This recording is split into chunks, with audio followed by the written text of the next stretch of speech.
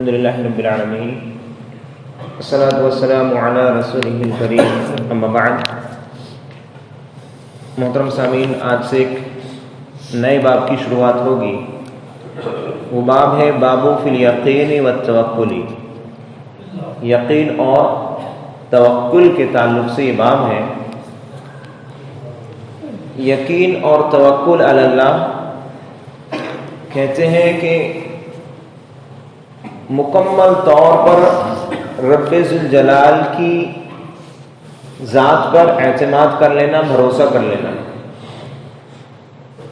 اللہ کی ذات پر ایسا بھروسہ کرنا کہ ذرہ برابر ہمارے دل میں اس تعلق سے کوئی شک و شبہ نہ ہو، اس کو توکل علی اللہ کہتے ہیں۔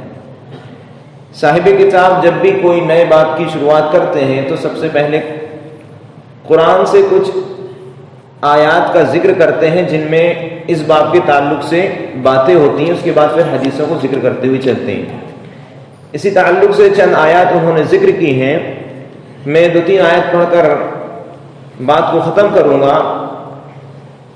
سب سے پہلی آیت رب ذوالجلال ارشاد فرماتا ہے، الذین قال لهم الناس ان الناس قد جمعوا لكم فاخشوهم فزادهم ایمانا وقالوا حسبنا اللہ ونعم الوکیل۔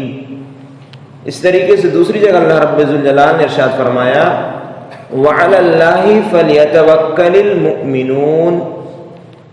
تیسری جگہ اللہ نے فرمایا، فاذا عزمت فتوکل علی اللہ۔ ان ساری آیات میں اللہ رب ذوالجلال نے اللہ پر ہی بھروسہ کرنے کا حکم دیا ہے۔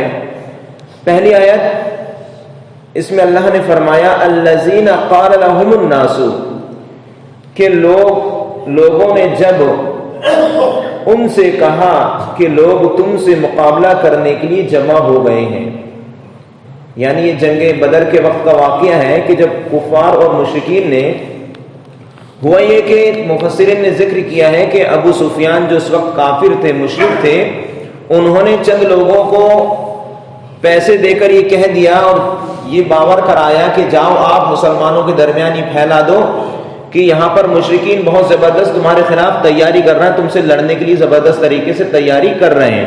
اسی کا ذکر ہے جب ان لوگوں نے کہا کہ تم سے لوگ مقابلے کرنے کے لیے جمع ہو گئے ہیں تو تم ان سے ڈرو، تو اس بات نے ان کے ایمان کو، یعنی مسلمانوں کی ایمان کو اس بات نے اور بڑھا دیا، مضبوط کر دیا، اور انہوں نے کہا، یعنی مسلمانوں نے کہا کہ ہمیں اللہ تعالیٰ کافی ہے اور اچھا کارساز ہے۔ تیسری جگہ اللہ نے فرمایا، وعلی اللہ فلیتوکل المؤمنون، اور اللہ پر ہی مومنین بھروسہ کرتے ہیں۔ اسی طریقے سے اللہ رب الجلال نے اللہ کے نبی کو حکم دیا کہ فَإِذَا عَزَمْتَ فَتَوَكَّلْ عَلَى اللَّهِ، کہ جب آپ کسی بھی کام کے کرنے کا ارادہ کر لو تو اللہ پر ہی بھروسہ کرو۔ پہلی آیت میں جب مشرکین زبردست طریقے سے تیاری کرنے لگے اور یہ بات پھیلائی گئی مومنین کے درمیان، مسلمانوں کے درمیان کہ مکہ میں مشرکین تمہارے خلاف زبردست تیاری کر رہے ہیں، تو ان کی اس بات نے ان کے ایمان کو اور مکمل طور پر بڑھا دیا، اور ان لوگوں نے، مسلمانوں نے کہا کہ ہمارے لیے اللہ رب العالمین کافی ہے اور وہ بہتر کارساز ہے۔ ذکر للعالمین ایک تفسیر کی کتاب ہے، اس کے حوالے سے میں آپ کی بات سامنے پیش کر رہا ہوں کہ امام جعفر رحمۃ اللہ علیہ وہ کہتے ہیں کہ کسی بھی شخص پر جب پریشانی آئے، کوئی بھی مصیبت آئے، اور وہ اس کو یہ دعا یاد نہ ہو، حسبنا اللہ ونعم الوکیل، تو مجھے بڑا تعجب ہوتا ہے ایسے شخص پر کہ جس شخص پہ کوئی پریشانی ہو، پریشانی آئے، مصیبت آئے، اور وہ اس دعا کو نہ پڑھے۔